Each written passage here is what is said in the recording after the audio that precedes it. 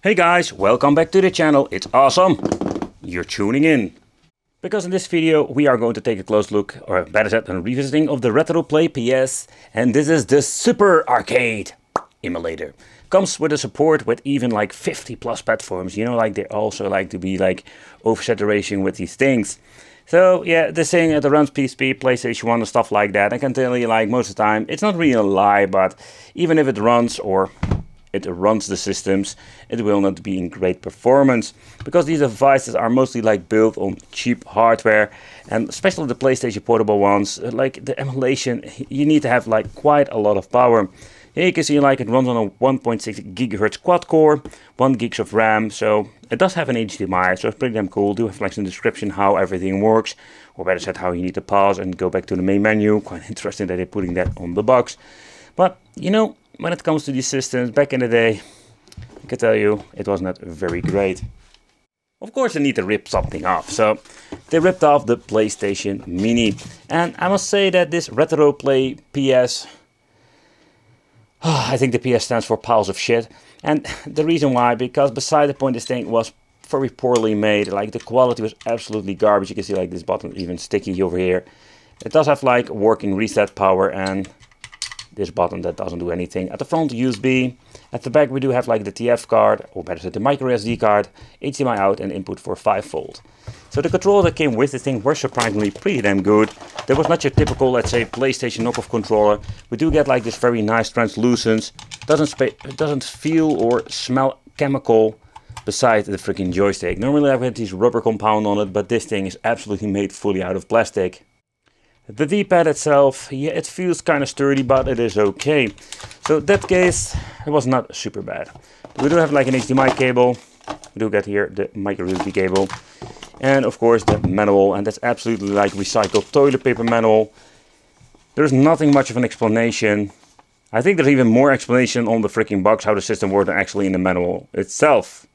Yeah, that's just like if something doesn't work. Oh boy. Alright, so we have in different versions. This thing is basically running on a RetroPie, Game Boy, Game Boy Advance, just all the familiar stuff that you're going to get with a RetroPie, of course. There are even some PSP games on it, so that's interesting. I'm not going to count the emulators. There are quite some few emulators on this device. Alright, so let's try and handheld like the Atari Lynx, just see how it goes.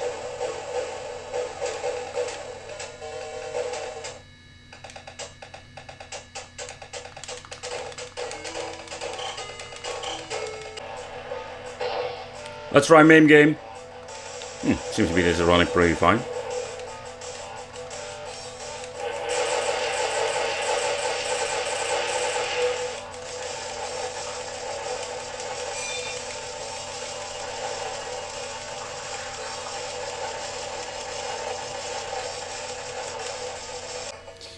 Alright, so let's try a little bit of a Game Gear, let's see how this runs.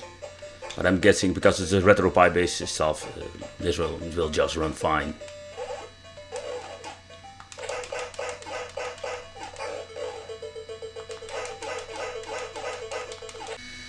And yeah, sometimes this happens. I was just scrolling through the list to see what's on it, and yeah, it basically just froze.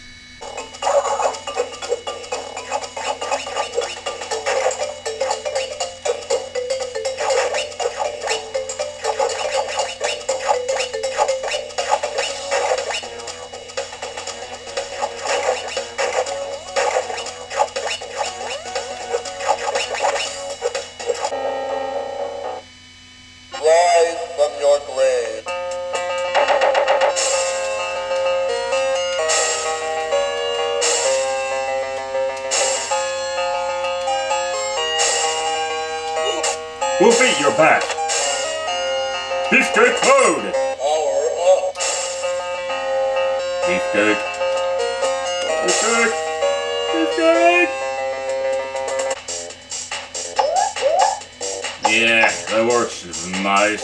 No, not really. N64 will always be a problem.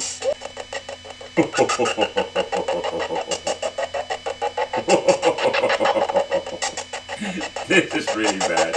And this is how you're going to get it.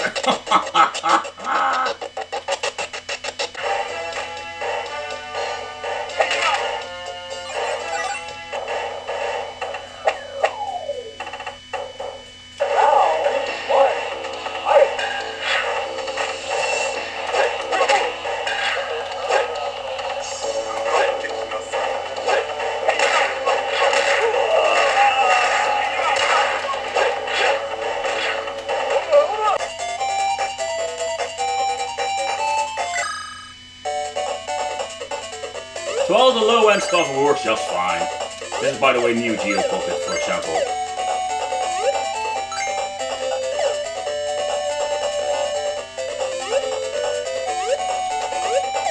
Round 1. Fight!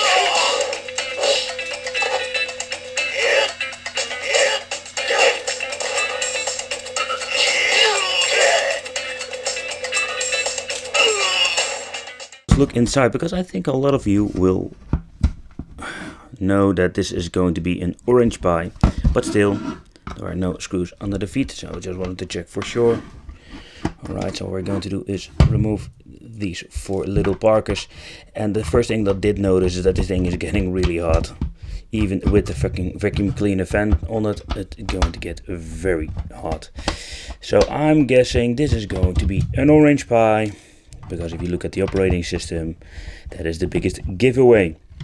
And by the way, that's the new trend. They're going to grab a case, get this very cheap orange pie version, because so far I know they are not even produced anymore. Why is it not?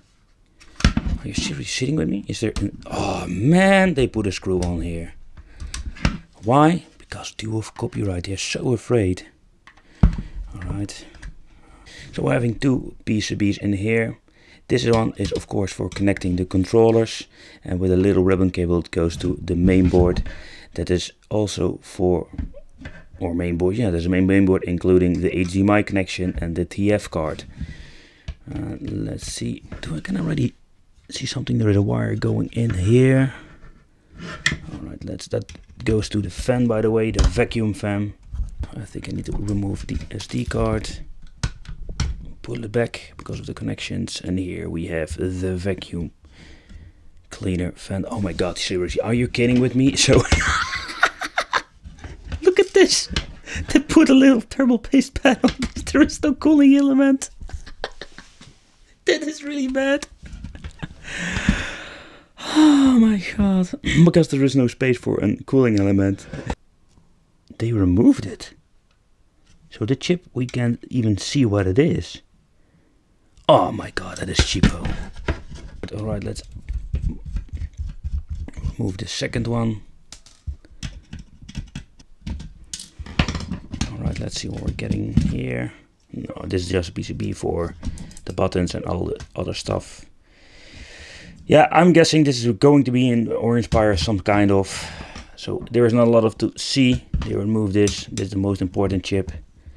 Here we have a chip. I'm guessing this is more like a memory chip, or the memory chip for the DR.